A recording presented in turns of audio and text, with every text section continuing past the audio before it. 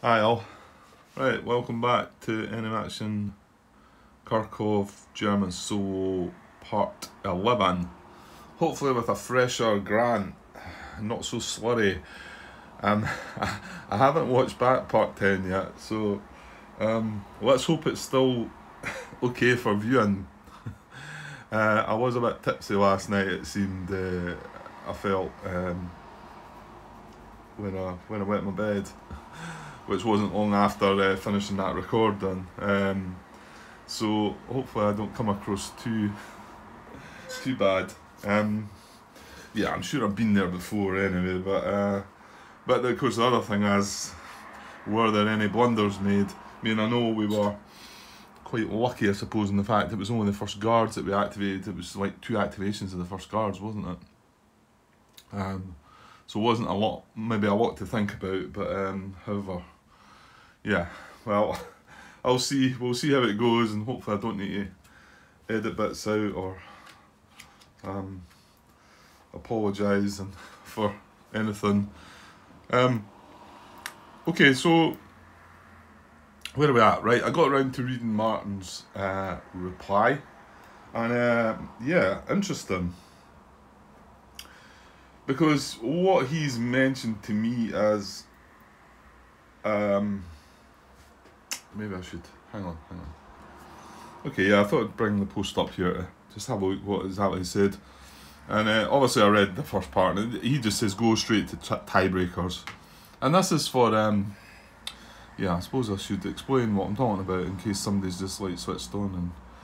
And it's for, right, you carry out a movement method, you get to the end of that, you might use tiebreakers, you might not, but you've moved adjacent to a German unit when you're doing this.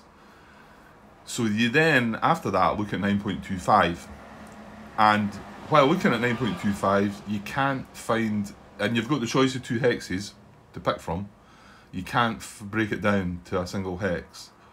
Now, I mean, yeah, it seems obvious you would then go to tiebreakers, but I felt like the sequence was movement methods, tiebreakers for those. Sorry, movement method.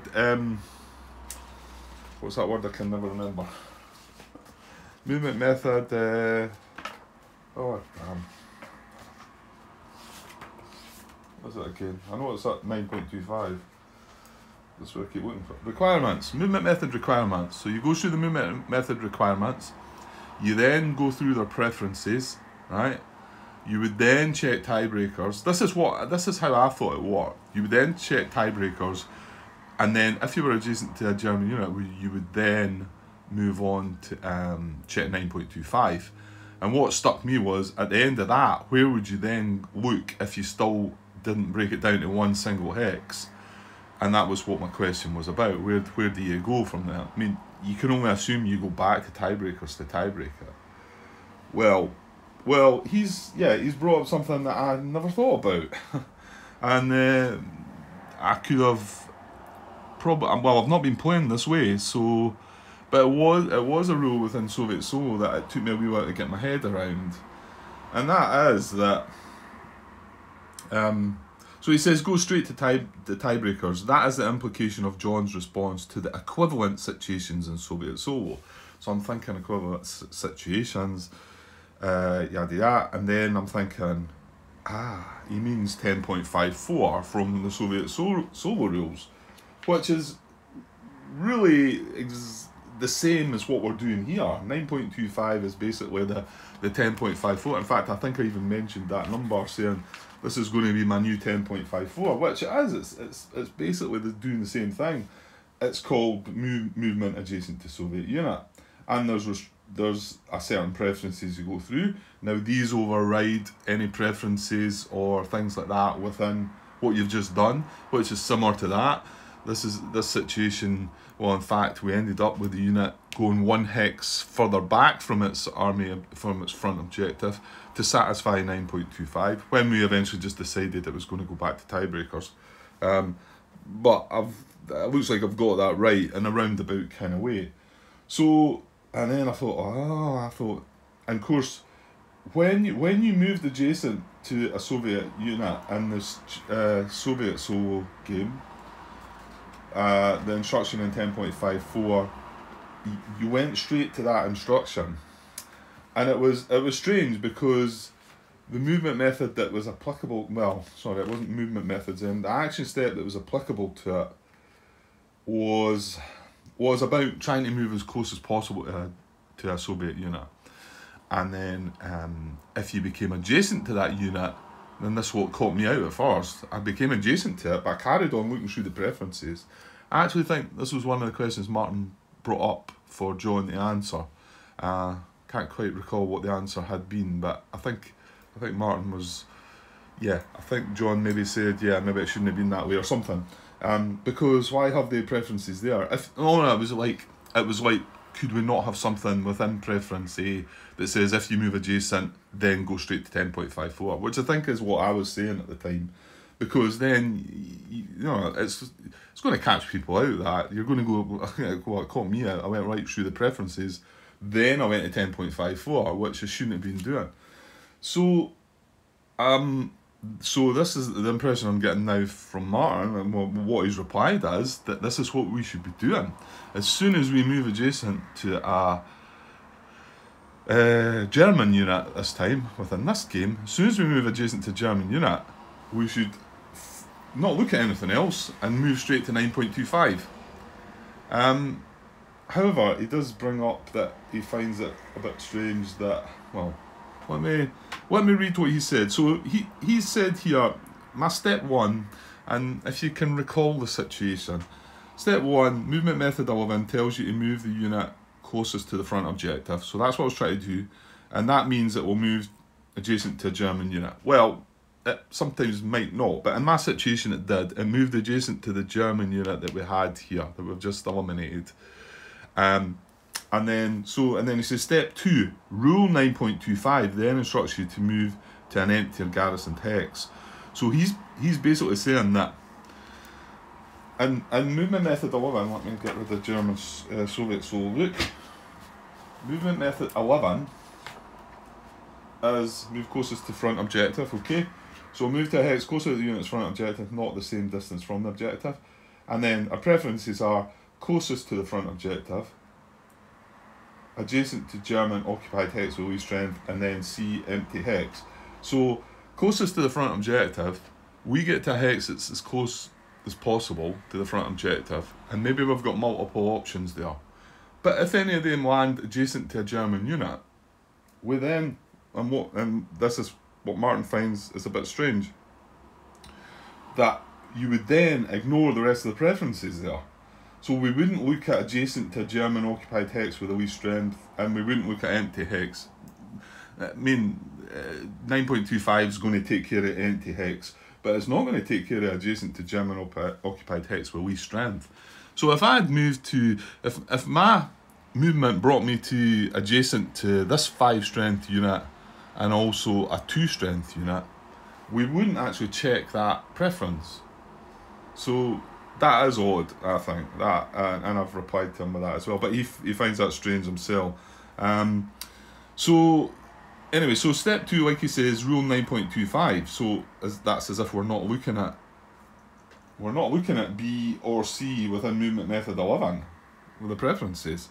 We're moving straight to 9.25, and that's what you do in the Soviet Soul with 10.54. That's what happens. And then step 3, he says, because there are now 2 eligible hexes, use the tiebreakers to determine that the unit should be moved to the hex furthest in the compass direction indicated on the objective marker, which is hex 0705. So that is the one that I do end up putting the unit, because I just figure I've got to tiebreak that to there. So then he then goes on to say, while it doesn't matter in this example, I have a slight problem with this process. By following movement method 11 preference A, you know that the Soviet unit will move adjacent to German unit, so you should skip the remaining preferences and use the preferences of 9.25. I would never have thought of doing that. And he says, however, preference B, adjacent to unit with least strength, would never be used in that case. I would be inclined to use preference A and B and then go to 9.25, but that does not seem consistent. I mean, yeah, I've replied that I never thought of that, but I get what he's saying. 10.54, it's coming all back to me. So, but I never thought of doing it that way. But I say I agree with him that not being able to check preference B is like seems a bit off. And then also, who knows, there might be other situations. We might end up with some other movement methods. I mean, follow movement arrows. Could there not be some other movement methods that actually move adjacent to a German unit? And then still have some preferences that you would then ignore because you're moving straight to 9.25. I don't know, maybe there's not, maybe it's catered for that wouldn't happen, but I'll certainly be looking out for it now as my playthrough continues, because yeah, I mean, I'm going to have this in mind now. So what I'm going to have in mind at the moment, I would really hope John will come along and maybe put something to that though, because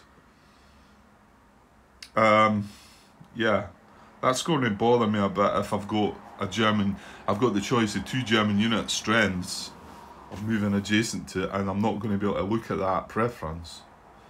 I'm not going to feel comfortable about that one. Okay, and I also do feel a little bit odd of just when I'm moving adjacent to German unit to move then directly to 9.25, forget about everything else and move to 9.25.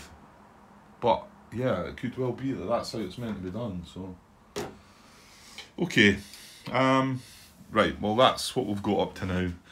I mean, I've still not had a response to my other question. So hopefully John will be along. Maybe pop by at some point and look, because there's probably a few questions out there that maybe could do with his words of wisdom to help us through. Now, there was 2 other things that I wanted to mention, and I forgot what the first one was. It was on my mind. I should have took a note of that, but I can't remember it now. So maybe it'll come to me. The second one was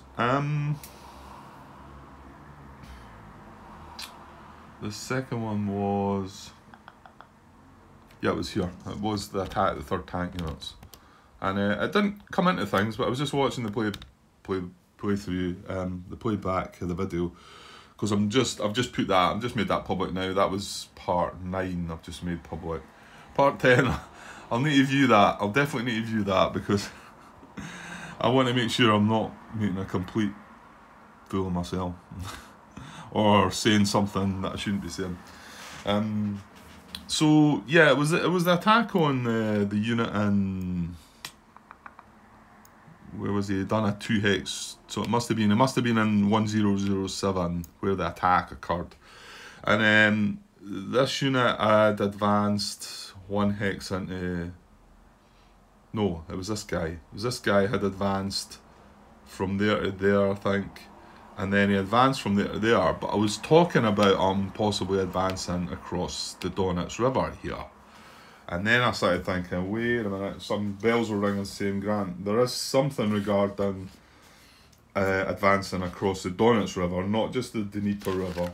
Most of this stuff does affect the Dnieper River, but there is something regarding the Donets River, and it felt like it was to do with advance after combat, and it is. It's where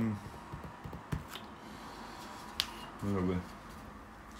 Look in the rule book here. 2 hex advance. No, page 40.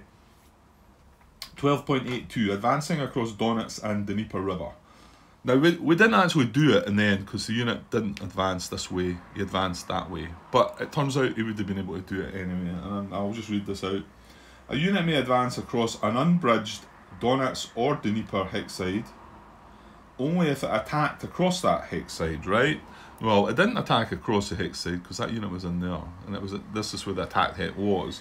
However, there's an or as well. Or is following the path of retreat.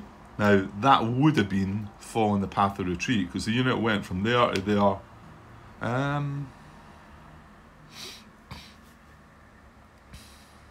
Yeah, I did retreat him into that hex. To be honest, I could have retreated him into that hex, couldn't I?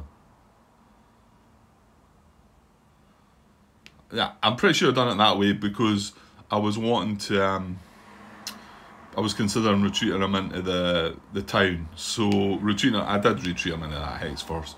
But I'm just seeing that, yeah, I never thought about that fact. Because if I had then retreated them into that hex first, then the unit would not have been able to retreat across there, because it wouldn't have been following the path of retreat. It would have been able to go there though, so I don't know. Anyway, I didn't. I retreated them into there and into there. So it would have been following the path of retreat, so it would have been a legal advance. And it says a unit advancing across an unbridged Donets or river or Dnieper hex side must stop in the hex across the river, even if the unit is mechanised and has advanced only one hex. So it would have been still legal that. I know it was his second hex advance, but that's not what it's saying there. It's saying if it was its first hex advance, it would have had to stop and not had a second hex advance. So as far as I'm aware, it could still advance its second hex across the river. I don't read it saying anything different to that anyway. I thought I'd mention that when I seen it. However, we didn't do anything like that. But these things are nice to sort of click to and then store, hopefully, and then be able to remember when the time comes that you do try and do it. Okay, and yeah, I can't remember what the other thing was I was going to mention, but no, that's how it goes. Right, it's our impulse, isn't it? Yeah, I can't remember. Yeah, we've activated the first guards twice, and our second last impulse was placing the IP markers. That's right. So we only have one card in hand now, and we've no cards in our draw pile, and the one card in hand is 40 core. I mean, this is tempting, isn't it? I mean, I don't even need to move from where I am, but surely it's quite tempting to have a go at that guy, isn't it? I mean, he's in a clear hex, he's only infantry, we've got 10 strength against 2, 5-1 odds. Well, I mean, okay, it's only 3 chip pools.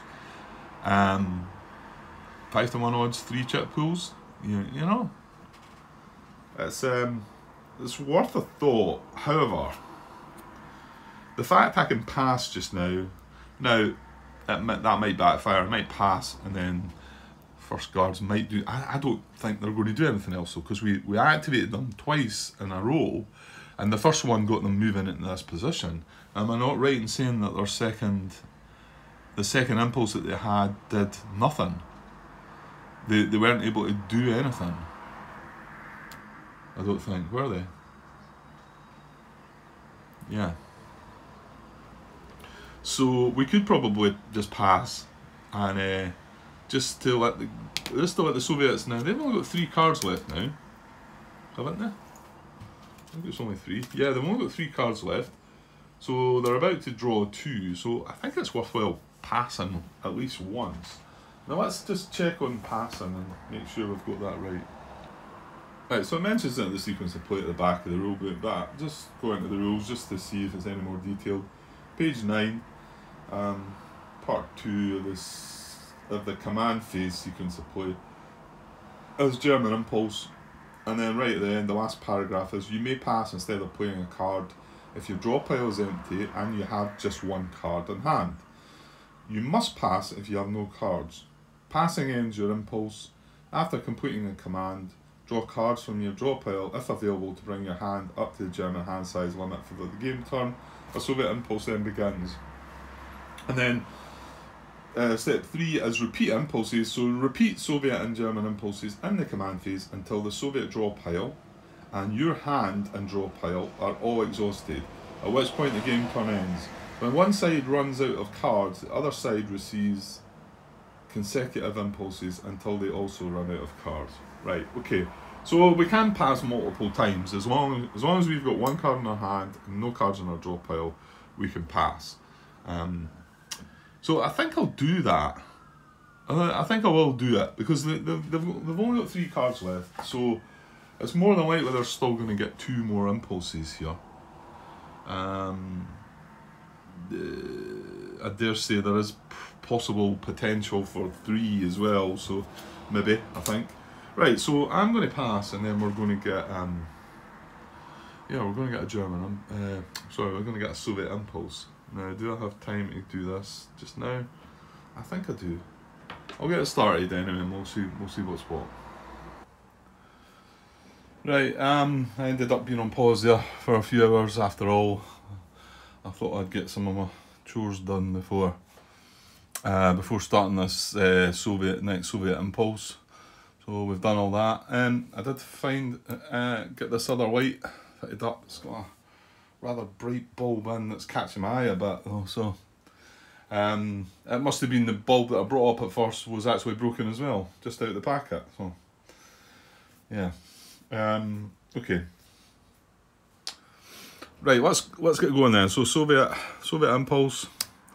They've only got 3 cards, remember, so we're doing 2 of them.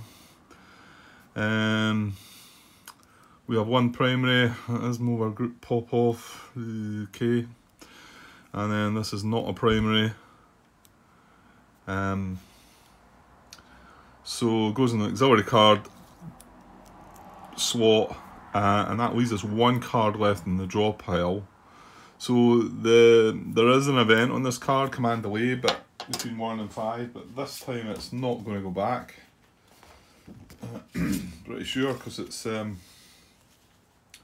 if this card is the current auxiliary card and there are 4 or more cards in the Soviet draw pile, return this card to the draw pile and shuffle. Does not apply if not the auxiliary card or if there are less than 4 cards in the Soviet draw pile. So it's not going to apply. So that's going to be a 6th Army units activation. Well, of course, unless they play it for the combat tactic of fixed artillery. Okay.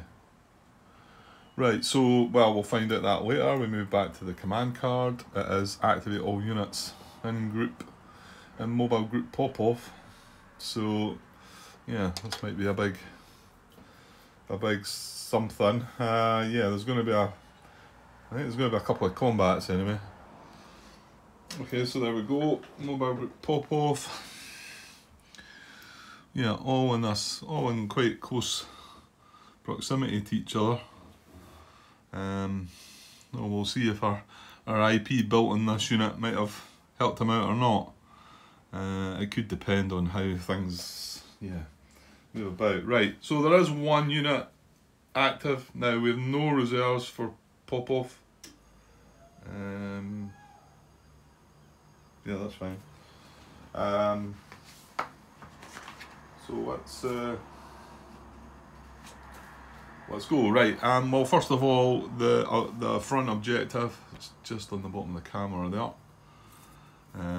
Again, there's not a unit from the Southwest Front in it. There's not a German unit, and we're not round about it. So are any units from Southwest Front proximate to it? No, they are not. There's still no gaps anywhere along there. We still have a solid line. Well, for the moment anyway. That might change after this, I think. Possibly. We do have the 2nd SS backing up the 2 Rouse units, and we do have a bit of, well, of course these might get attacked. Okay, so let's get them activated then. Well, let's get them moved, because the objective marker's not going to move. So we'll take a VP hex. There was something I was thinking about. Yeah, these units that First Guards, I've just started watching back part 10. Part 10. I've only 15 minutes in though, but it's okay. I'm not sounding as bad as I thought. Up to the 15 minutes in, that could get worse. Because I think it's an hour and 15 minutes long. So I've still got another hour to go. Yeah, what was my thought on that? It's just the second unit moved out of Slavansk, and wasn't there a method there? Yeah, is it not movement method 5, which would move to a Soviet VP hex?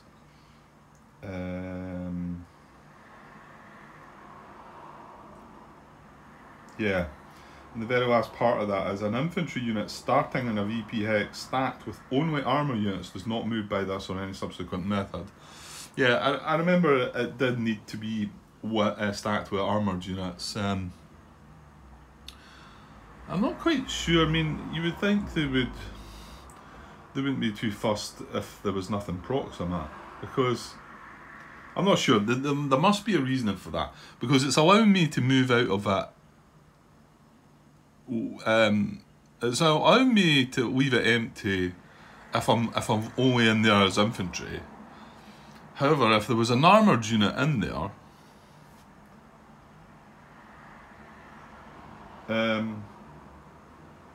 yeah, if there was an armoured unit in there, this wouldn't be allowed to move out. There must be a reason for that. And I know in the previous game there was some time, because this move is, because maybe I should read the whole part of that. Soviet infantry unit, if unable to move to an unoccupied Soviet VP hex, move to a VP hex occupied only by Soviet armour units, regardless of German proximity or supply trace. And then it goes on to say an infantry unit starting in a VP hex stacked with only armour units does not move by this or any subsequent method. So I understand that moving, well, or do I?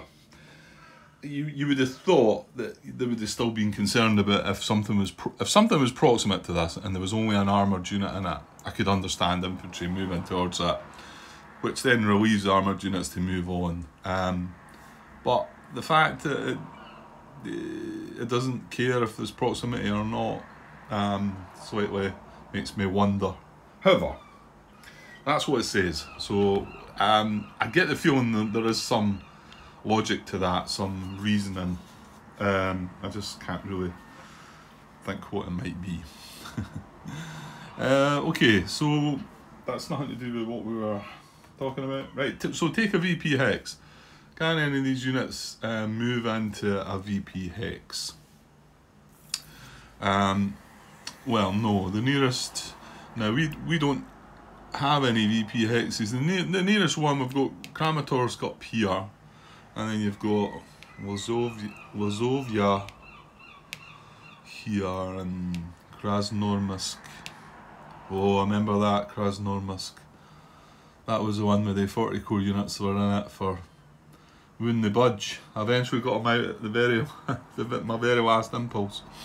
Sorry, this is going back to Soviet Solo.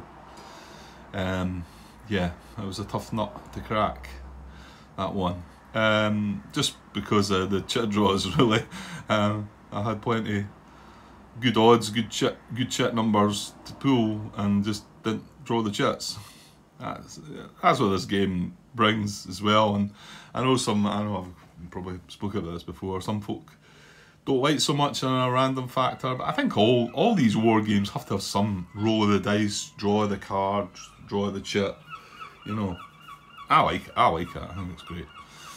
But sometimes you can get lucky and sometimes you can get unlucky. Okay, so they're the nearest sort of towns and cities, but there's nothing that they can just stroll into just now. So, and again, remember an urban infiltration, so if they are adjacent to something and it's surrounded by German units, then they can just stroll right into it, remember, if they're adjacent to it. Okay, so method 2, adjacent to German VP hex and near objective. Well, their objective's down here, so they're not going to go up to Kramatorsk. That's not going to be moving them nearer their objective. And like I say, there's no other VP options. We've got Izium. This is already there's one to think. However, remember they are spearhead units, so we won't get to movement method 5 with these guys. Oh, yeah, we might, because he's in a town. Yeah, he'll want to look at them for sure. Okay, so yeah, we can't move adjacent to a VP hex. You'd be looking down here at Chugyev or Zimnev, but they've got a bit to get through first before they can make their way. Yeah, I mean, this guy, 1, 2 ratings under control, 3, 4, 5. So, I mean, he can get down to here or here, but that's not adjacent to VP hex. Grant. Okay. So, no, move on. I think so. Yeah, yeah. I actually can't even get proximate to... I can't even get adjacent to Kramatorsk, but it's got to be nearer the objective anyway. Right, move method 3, open supply line. So only from turn 3. I've not actually read through that yet because it's not applied to me. I mean, I get the feeling I've got some idea of what it's going to try and do with the words open supply line. Right, move methods 49. Well, Soviet spearheads, Mobile Group Popov is a spearhead army. So, however, on turns 1 and 2, they will skip methods 49 unless any units occupy a town or city, or the front objective markers removed from play. Yeah, so we do have this guy here in Izium. None of the rest of them are in towns or city. So he will actually look at methods 4 to 9.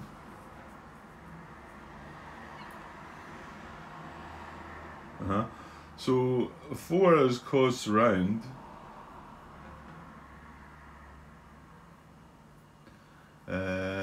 Move to exit if occupied by. The unit would cause an unsurrounded German unit to become surrounded. Okay, wait a minute. Okay, I forgot again to activate my units. Yeah, I'm think I'm just going to go through that this way. Again, this is a full activation of a whole army, so whether it's all that necessary, it's maybe not, but I'd like to try and do that.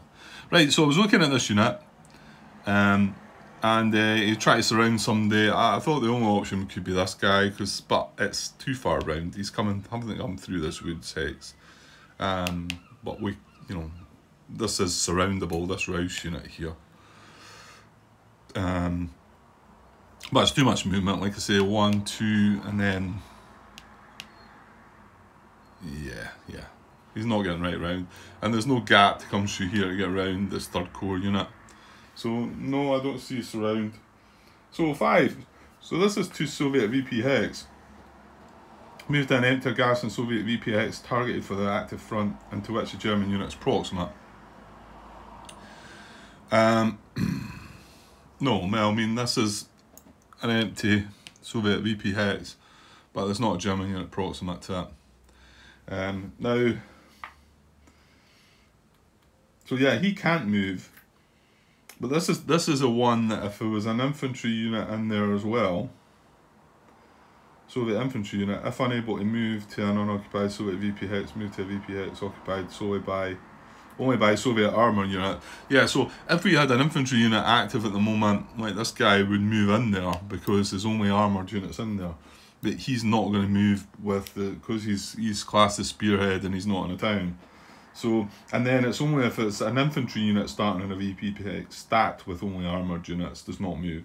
So we can't do anything with that guy, but he's still able to do something else.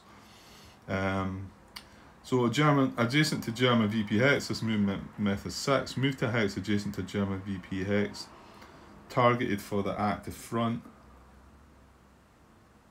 Move to hex adjacent to German VP hex, targeted for the active front. See, they're right away. Just firing this at Martin in particular. That is similar to what you could get with movement method 8.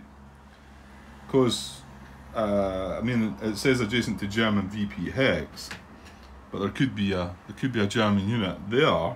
So, if he went there, what Martin is kind of saying that as soon as you move adjacent to a German unit, you would then not consider the preferences, but move straight to 9.25. And the preference in that one is the same actually, Martin. Prefer A, the hex occupied by the least German strength. So I guess that one could come into that too, couldn't it? Because if he moved,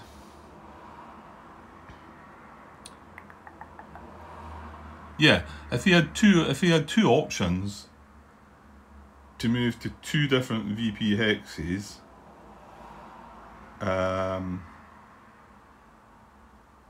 no, but would you not have to consider that one?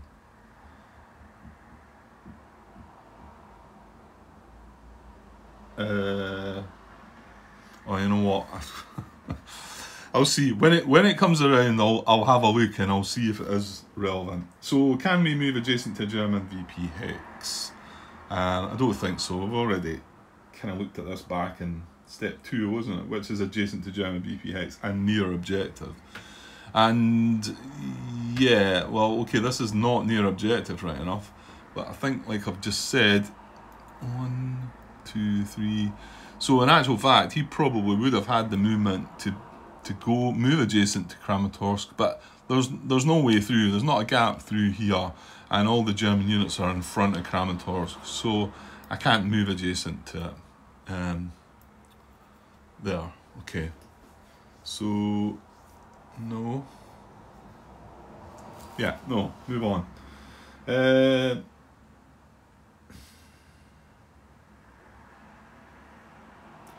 And then again, adjacent to German unit and logistics hex.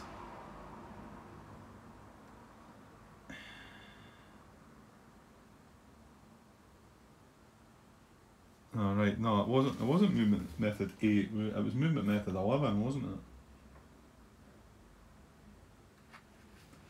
I don't know where I'm going with that one, because 6, 7 and 8 all want to move, well, 7 and 8 want to move adjacent to a German unit,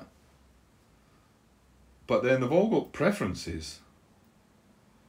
So, do you move adjacent to the German unit and carry on reading their preferences? Or do you do what I thought you were maybe suggesting, Martin, and just go straight to 9.25? But maybe the preferences do need to be looked at. Yeah, well, maybe we'll see it when it actually happens, and then something will click and say, okay, right, I understand that now. Because they methods, even 6 as well, 6, 7 and 8 all have the accept as directed by 9.25 at the end. So if they start adjacent, they don't move by this or any subsequent methods. Yeah, okay. Right. So where are we? I'm wanting to move adjacent to German unit and logistics hex. Well, that actually might happen. Yeah, because these are the logistics hexes for southwest and front, and we've got a unit in there, and yeah, he's going to be able to do this, isn't he? So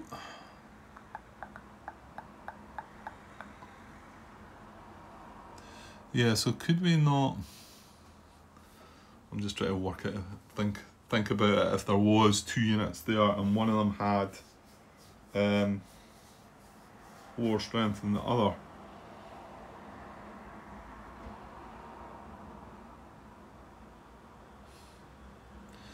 Nah, that doesn't quite work. Then you do need to look at the preferences, right? I think that covers it, because let's just say we've got this force. Let me just borrow this guy actually, if I remember where he was. I'll just mark the hex here. So let's just say the situation was like this. Right, let me zoom in there a bit. You're a bit far away, Grant. Let's see what's happening. Put that aside.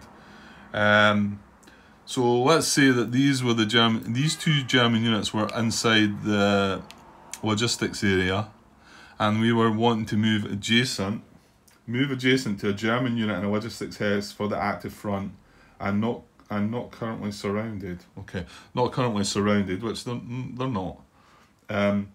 So I still need to decide between which one, because I could move here adjacent and I can move here, or I can move there adjacent to them both. But I mean, you know what I mean, if it was maybe there or something like that. So yeah, you are needing to look at the preference. Well, German unit with the lowest. Yeah, maybe that'll balance that out, because that is a bit different to what the movement method 11 was doing, wasn't it?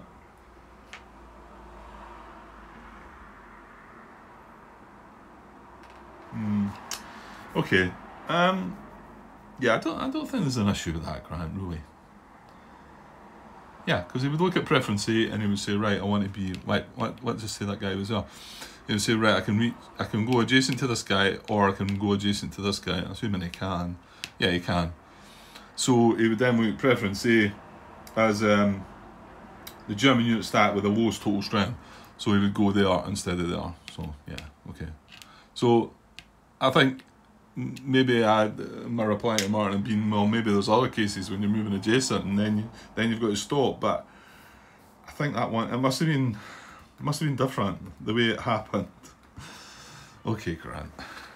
Right, well, so this guy can move adjacent. We've got one unit in the logistics area, and he's not surrounded. No, he's not. So, well, yeah, okay. So if I've only got one, I don't need to read any more of that. I just need to move to 9.25, don't I? And decide if I'm going to reach. Yeah, I think there's no point reading on the preferences and that's, well, we'll check it in a second, because there is two options that you can go adjacent to this unit, and yeah, we should be able to just go straight to 9.25 to check which one's going to be preferential. Well, let's just see the preferences. The German unit start with the lowest total strength. Well, there was only one, so we can move on. The easternmost hex, well, that doesn't imply there's only one. And then a Soviet unit starting adjacent to a qualifying German unit stat does not move by this or any subsequent method, except as directed by 9.25. So if he was already adjacent, say, in this hex, he might then look at 9.25 and adjust to this hex. The fact that this is empty, that might quite possibly be what he does. Well, that's probably, I think, where he's going to go. Okay, so yeah, so it didn't matter about reading the rest of that at all. So there you go. Right, so what is 9.25 then? Because we can reach any of the two hexes. Now, we're not breaking, I know we're moving out of Izium, but it's not, we're not leaving proximity for a German unit to the VP hex. And we're not removing surround from a German unit, so I don't think we're breaking any restrictions. So, and then the options are operational limit, hex that would cause German unit to become surrounded, none of them will do that.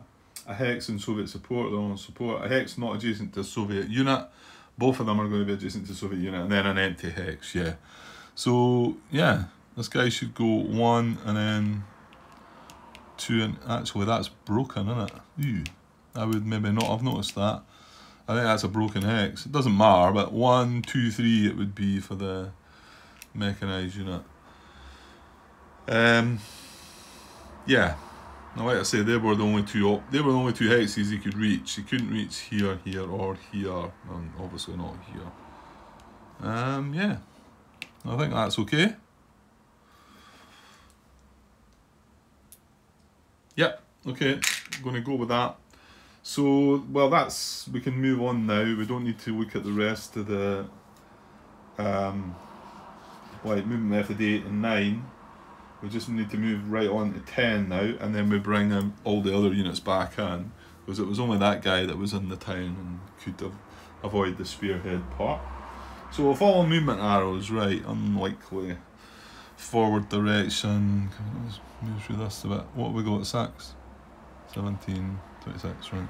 Right, so 4. So yeah, he can't, and the guy underneath can. I don't think any of them can, Grant, come on. He can go 1 into there, and then that's that. He can't, and he can only move 1. So yeah, so that's not going to work. So move closest to front objective, movement method 11 again. and we want to get as close as possible. Right, I'll zoom out a little bit and bring in the front objective just so you can have a look. So, and ascend in order as well. It might be tight for them to move though. Unit 4 is first to look at. Okay, all these 3 are coming off because these are all 6 away. And this one's 5 away. 1, 2, 3, 4, 5. And you can get their braking zone of control 1, 2, 3, 4, and then 5 in there. And I had to check the steps, but there is only 4 steps in here. And he's a 2-step unit. So he will be able to move to there. And become... Well, he was 7 away, so he's going to be 2 hexes closer.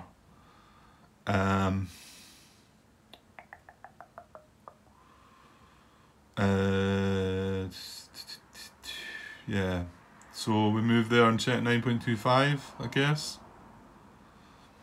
I think so. So 1, 2, 3, 4, and then into the hex 5. I'll just leave him up top just now. Now he's adjacent to 3 units. So how does that work then? Well, it's the only hex we can get adjacent to this guy, but this guy we could have actually got in there or there. And this guy, yeah, he might come back to this empty hex, eh?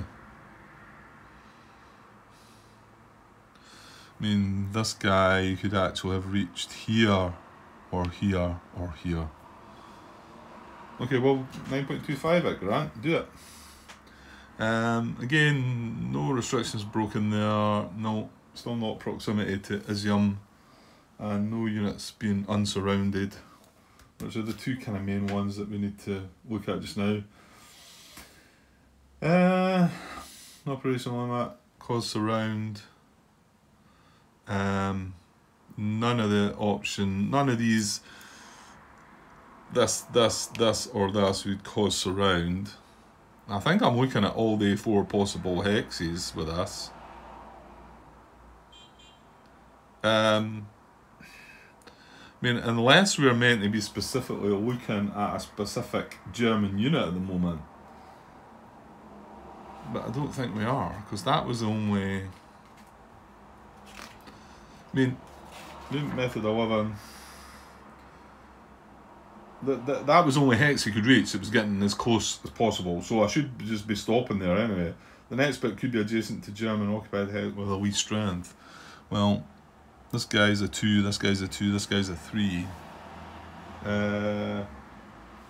Wee strength probably situationally you're checking that, probably. Where's the terminology? No, there's nothing there. It says least strength.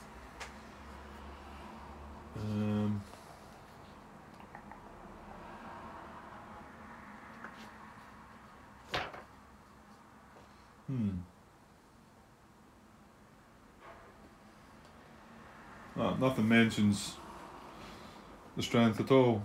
Situational strength.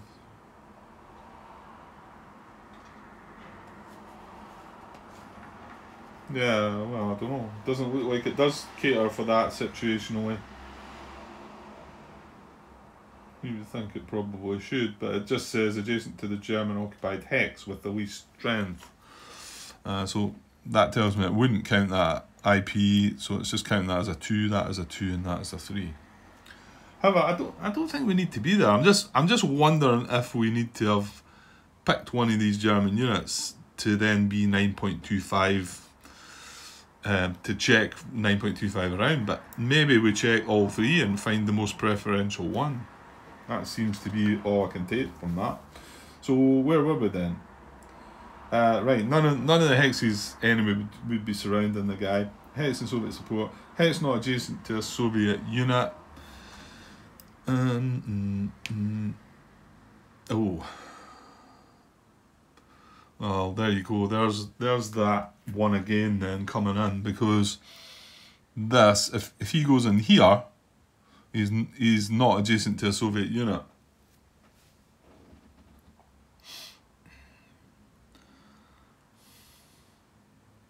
And as nobody's told me otherwise, I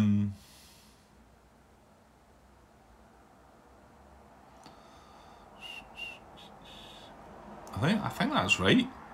I think he's going to go. I mean, I said kind of go there. I mean, if we're allowed to move on to the next preference, and if it should be worded something similar to what John changed the wording in the Soviet. So I know I've been harping on about this, but I kind of feel like it's quite probable that it should say a hex not occupied by or adjacent to a Soviet unit. And that way it can't go there because it's adjacent, it can't go there because it's got an adjacent, it can't go there because it's got an adjacent, and it can't go there because it's not got an adjacent but it's occupied by a Soviet unit. And then you look at the next preference and it's empty hex and it goes there. That's kind of how I feel like this is maybe meant to be doing, but nobody will tell me. But again, I get the feeling that it's got to be Mr. Butterfield that's going to tell me. He's going to have to be the one that does it. And I don't have the hotline, Martin, you know. You've got the hotline number.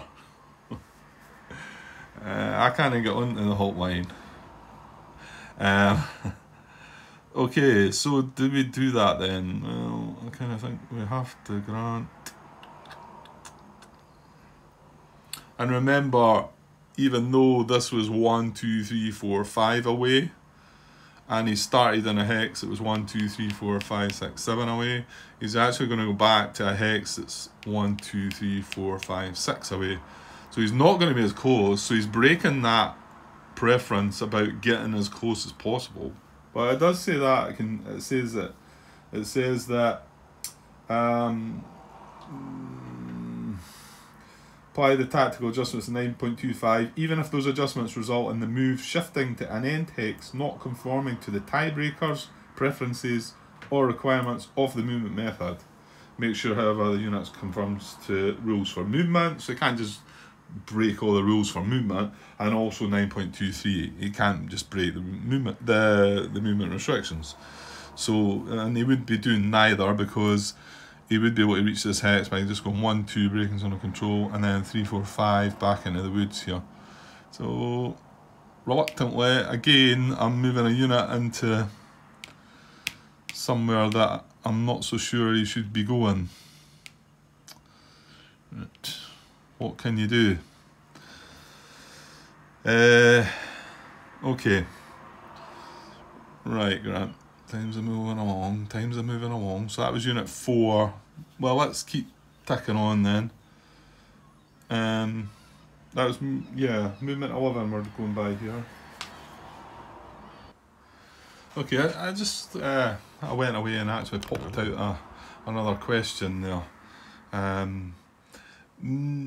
Just regarding, like, when you're moving adjacent to multiple German units, that I assume you consider every one of them, all the hexes round every one of them, to find the preference with 9.25.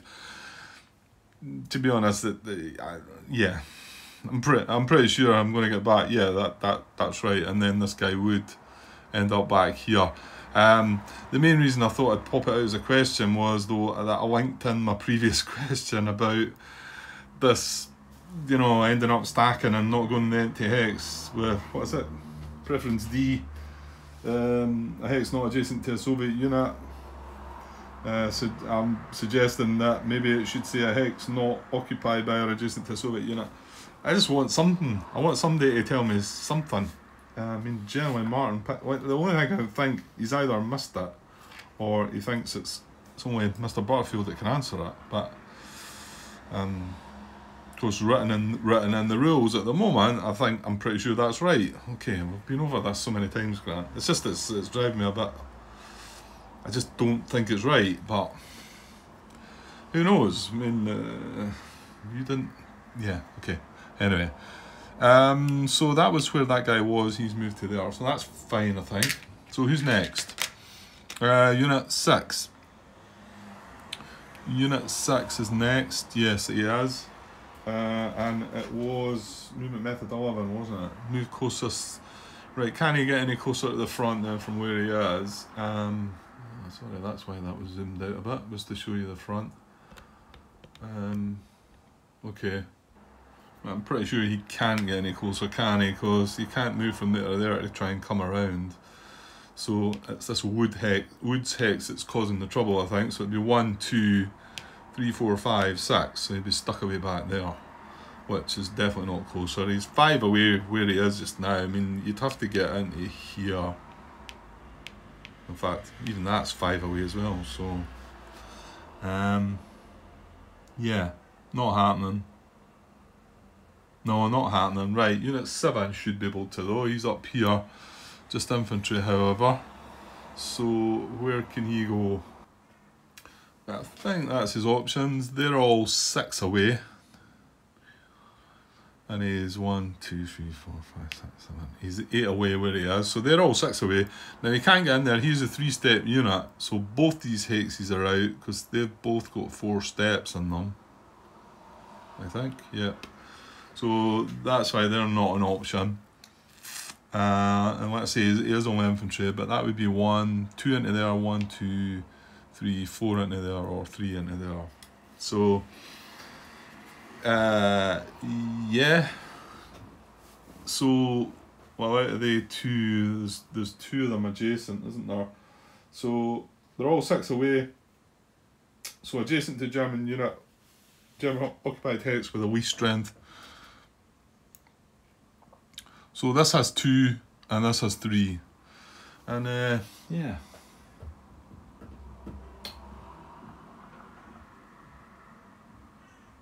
I know, and in fact, let me get the solo book out. Let me get the Soviet solo book out. It's just that wording of least strength. Adjacent to German occupied hex with least strength, and there's not any action terminology that describes least strength. But I knew there was something in Soviet solo regarding that, and well, it's probably weakest. They have that as a terminology, weakest, and I know this is a different game, okay, but just to let you know what the definition of weakest is the unit or stack with the lower total situational combat strength. If tied, the unit or stack in the lower numbered position, then higher unit selector number. It's just, obviously I'm looking here, and this guy's a 2, right? And, okay, let's just say it was this guy and this guy. They're both 2s, but you would think this is weaker than this because he's got an IP. But it's not really pointing me there, if you know what I mean. And could this be considered to get a +1 I mean, if we look at situational strength when you're checking for combat, and I know, and yeah, I can. It's not. We're not doing that yet. But where is it? Right, it's when you're checking for attack checks, aren't you? Then an improved position would give this a +1. Taking it to 3 strength, the same as this. So you can see what I'm saying, I think. However, then, yeah, I suppose, yeah, hold on, no, Grant. I mean, situationally, you would check adjacent units as well, wouldn't you? And yeah, maybe I'm looking too deep into that one. You never know, though. You never know. Maybe there's something to be said for that. Right. Well, we'll go again. Just as we're reading the rules, this is a 3, this is a 2, this is the lowest strength. And remember, it's only 1 unit that's in there. That's just the IP marker on the bottom. So he's going to go to here. Is that right? Yeah, I lost my thought there. So he's going to go to there. From there. Again, still not any restrictions broken. Yeah, we're leaving things a bit thin. Well, he moved here, so he's not going to move away. So there's not going to be a way through for the German units to get proximate to either of the 2. So, right. So if he moved there, I've just left the other 2 cubes there just in case, because obviously Ah, well, he can't go there this time. Because there's 4 steps in that stack, yeah. So, because I was just saying, this is going to be not adjacent to a Soviet unit again. But he can't adjust to there. So would he adjust anyway? Oh, I've got the wrong rule book again.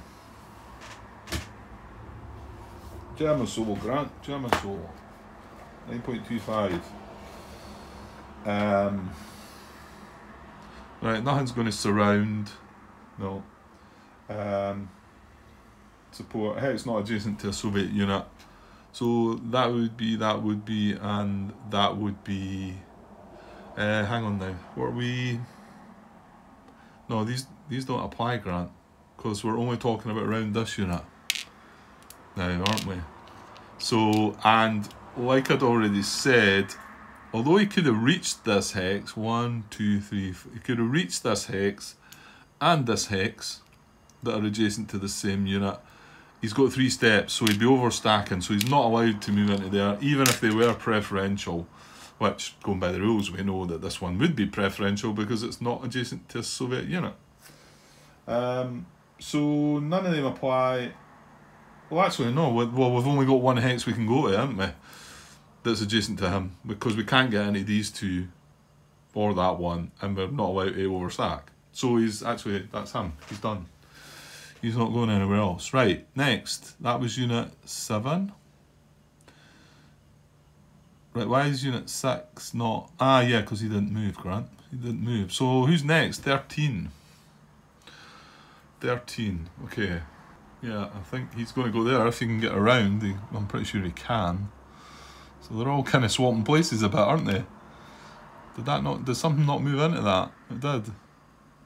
Then did it come from further down? I'm not sure. Okay, so, I think he was the one that adjusted, wasn't he? Oh, right, whatever. So 1, 2 braking zone of control, 3, 4, 5 into there.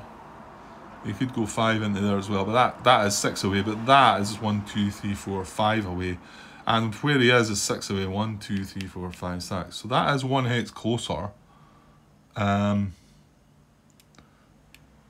So 1, 2 braking zone of control, 3, 4, and then 5 into here.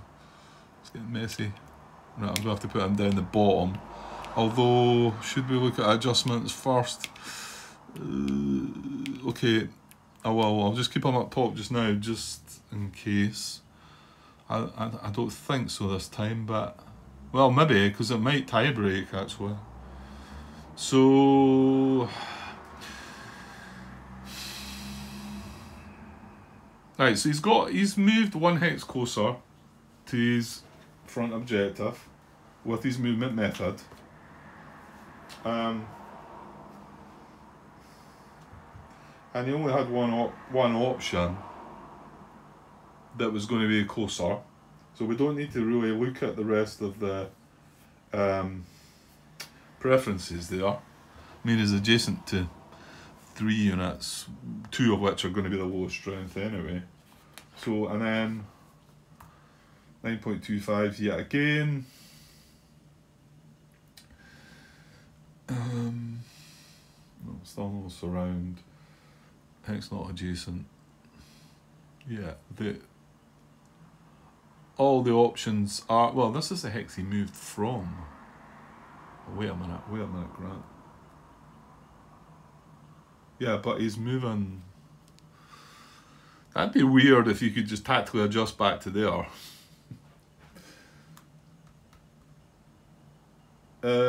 Well, you know, going by... Well, assuming my question is just a daft question, and you do take into account each one of these German units and all the hexes round every one of them, then if it was preferential, he would tactically adjust back to there.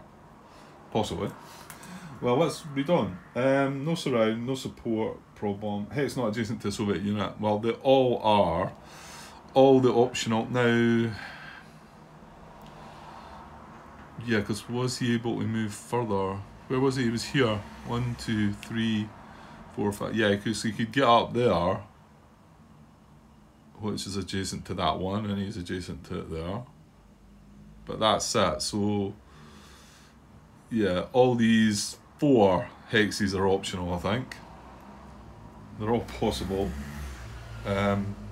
Okay, right, but they're all not adjacent to a Soviet unit. Sorry, they all would be adjacent to a Soviet unit. So moving on as an empty garrison hex. None of them are empty or garrisoned. And then the last one's a hex not occupied by an active unit. They're all going to be occupied by an active unit. So this is where I would need to go to tiebreakers then. Closest to the unit's objective marker, if in play. Wow, well this comes into this time then. Because that means he's not going to choose that one, or that one, or that one. Because they're all 6 away, and the one that he's sitting in is 5 away. So that made some sense actually. So, okay, I'm putting him down the bottom now. He has moved. Well, actually 17's going to be next. However, 17's the same position as 6. Even though he's infantry. He cannot get any closer, so he's not going to do anything with that. So then we've got 23 and 26 to finish off. Okay, this is getting long, isn't it? I think what I might do here is finish up this movement and maybe just cut that as a part, because I can see this going on another. Well, maybe, mind you, there's maybe only going to be 1 combat. I'll see. All I'll do is I'll call a cut and we'll see how long it goes on for. Right. So 23 we're looking at now. The infantry. This infantry, can he get closer? Well, I'm pretty sure he could probably come around in here, and he's going to surround that guy as well. So, right, let's have a look. Right, I think he can get right round to there. Now is that's not going to surround him though, and it's going to open up a gap. So we're going to have to be careful here.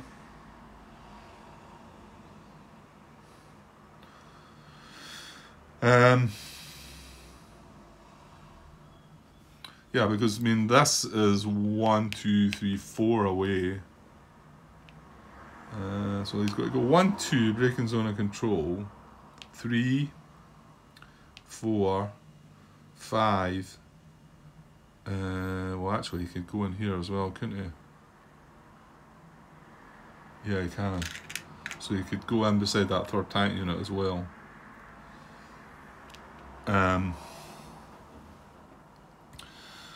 Yeah, he's probably going to be the empty hex, because this time he's not ending adjacent to a German unit with this one, so I don't think it's going to come down to not being adjacent sort of thing. Well, let's try and move him down, then we'll see. I don't think there is a restriction broken. Even though there's a gap here, there's a gap made here. It's not been made here that he can, and he's only got 4 movement. He's breaking zone of control. He can't make it up into there, and he's not surrounded at the moment. I mean, I thought he might end up in this hex surrounding the unit, but there's nothing to say that just yet, because this would be 1, 2, 3, 4, 5 away, and this would be 4 away, and we know the preference is to get as close as possible. So, well, that's what we're looking at now. So that is, the 2 hexes are 4 away. They're as close as you can get. Adjacent to a German occupied hex with the least strength. Yeah, well, he can't do that, because then he wouldn't be 4 away, it would be 5 away. So yeah, we can't backtrack there. Right, okay, and then the last one's an empty hex, so it would indeed be there. So let's just move this guy. 1, 2, breaking zone of control. 3, 4, 5, and then 6 into there. Right, now let's just double check that no damage has been done. Yeah, it's not. I mean, the restrictions are pretty straightforward. Cause a surrounded German unit to become no longer surrounded. Cause 1 or more German units to become proximate to a VP hex. Or a map edge hex to become vacant. And then the last one's really mechanised unit and a marsh hex. And then the other one's about supply. That's from 4+ though, so that doesn't kick in for a bit yet. So yeah, he's not opening up. Like I say, this guy can't now just move into that VP hex. Okay, right, 26. Let's get this one done, and I think I might just cut this. Well, actually, we've still got to look at these two, haven't we? But they're going to be probably straightforward. Well, we've only got one more movement method to look at. Right, 26. Is he going to come around too then? Well, he's only infantry though, so hang on. Yeah, I don't think he can get closer actually. He would come into this hex, but this is full now. There's no room. No room at the end here. Yeah. So I thought this might be, but he's 1, 2, 3, 4, 5, 6 away there, and he can get to this hex. He's got to go through the woods. 1, 2, 3, 4, but this is still 6 away as well. 5, 6. So, and this is also 6 away. Yeah. So I think that's as far around as that guy can move.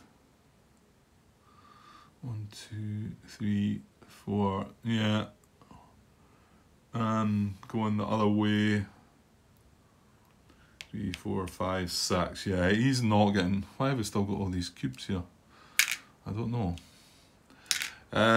Yeah, well, he can't get any closer then. So moving on. Right, well, that was the last one to check. So let's finish off the movement methods at least. So last one is strength and potential attack. Movement method 12. If not adjacent to German unit, move to hex adjacent to German unit. This is an ascending order, to which another active Soviet unit is also adjacent. A unit starting adjacent to German unit does not move by this method. So 6 would be first, and he's already adjacent, so he does not move by this method. However, would he adjust? I'll just leave that guy like that just now underneath. Well, I don't know if we look. No, well, we wouldn't have looked because he wouldn't have got any closer, would he? He wasn't able to move with 11, so it becomes surrounded.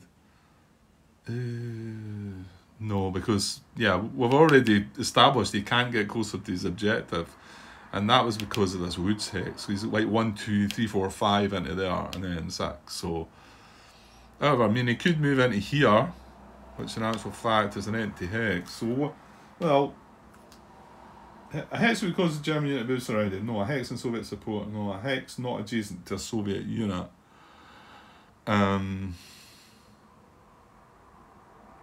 Yeah, they're all going to be adjacent to a Soviet unit. And we're looking at hexes adjacent to all these 3 German units. At least that's how I'm reading that.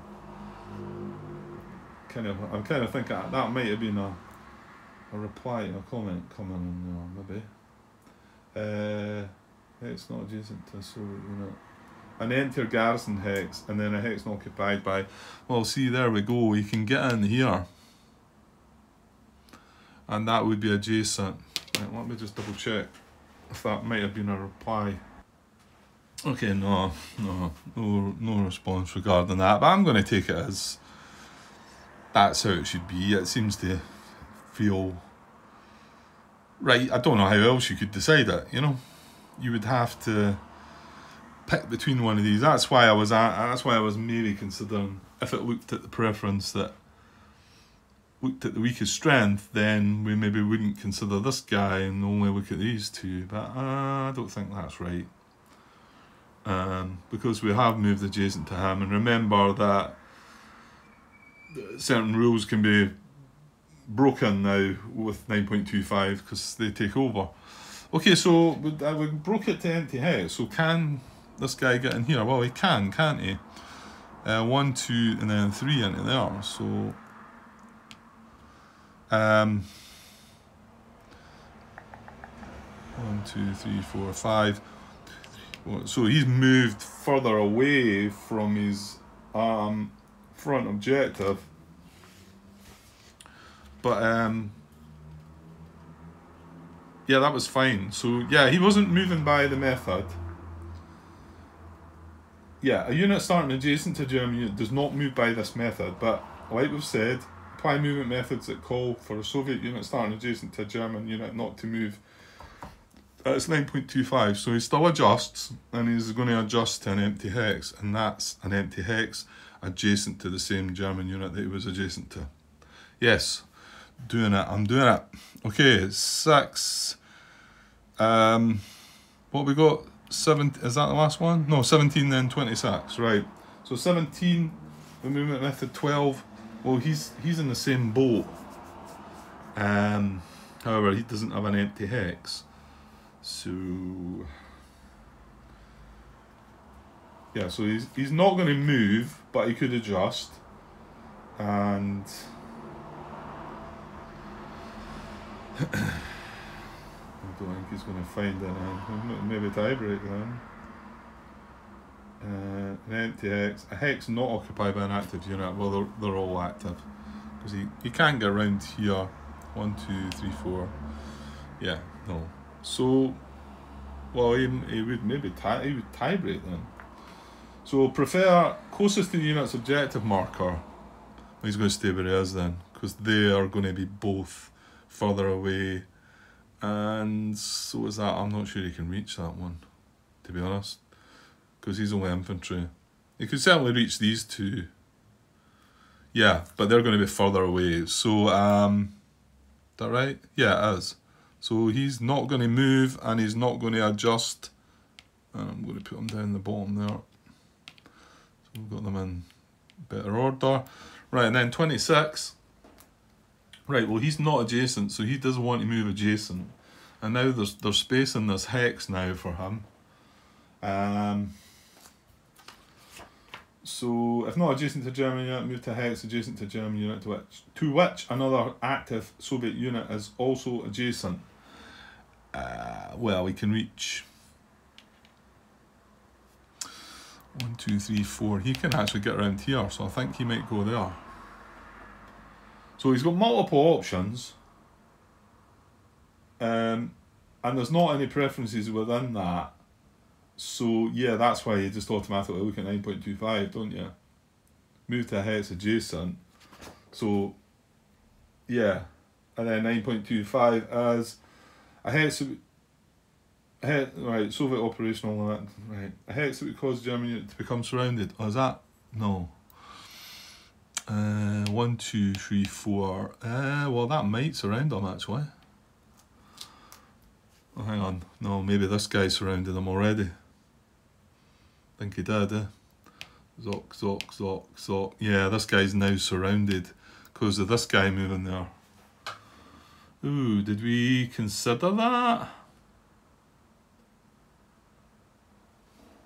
I don't think we did. We jumped to empty hex, didn't we? So surround would have happened first. He would have still went there, but yeah, I did just miss that. Because he is actually moving from here to here surrounds this Rouse unit. Because he had an out hex here and now he does not. Right, so yeah, I did miss that then. It doesn't matter, he ended up in the same place and we've just spotted it there now. So Soviet support, a hex not adjacent to a Soviet unit. And it's going to be empty hex. He is going to go here now. Grant 1, 2, 3, 4. Yeah, they're all adjacent to a Soviet unit. An empty hex. So he does indeed go 1, 2, 3, 4 into there. And yeah, and that's that. Okay. Right, I'm going to just cut that here because it might take a little bit more time, because I think possibly we might well be having 2 combats. So I'll probably, is this part 11, so I'll probably just leave that and start a fresh part 12 with a combat. So yeah, I know it's not ideal, but I think this will probably close in on 2 hours if I don't do that, going by the way I do things. Right, okay, but I'm just coming right back with this anyway, so I'll be back shortly. Okay guys, cheers.